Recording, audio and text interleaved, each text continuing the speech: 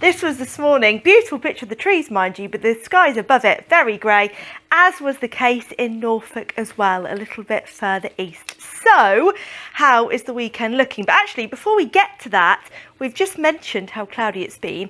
For those in Tivenham, you have only had 6.7 minutes of sunshine in the last 11 days. So there you go. That's why it's felt so grey and horrid, and it will get better into next week. But through the weekend, we are going to keep that overcast theme.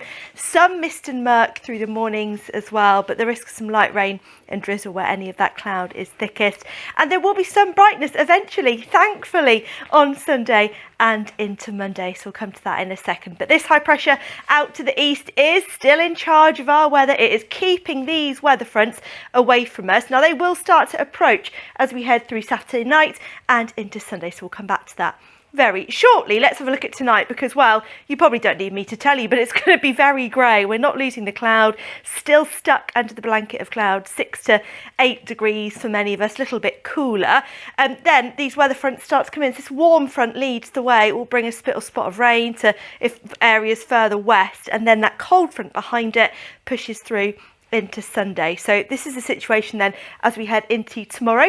Rinse and repeat. Much more cloud, very overcast. You might see a little bit of sunshine, but not very much. And it will be quite a bit cooler. Look at those temperatures further west, a little higher if you're a bit further to the east. So you'll be in double figures. But Saturday night, eventually we see some of the cloud breaking up, a few breaks, a few clearer spells. This cold front comes through on Sunday morning, might bring a little bit of light rain, but as it clears out the way, high pressure builds back in behind it. So further settled weather. Remember, on Sunday there will be a little sprinkling, I think an odd shower, some bright spells, so you'll notice a little bit more sunshine there.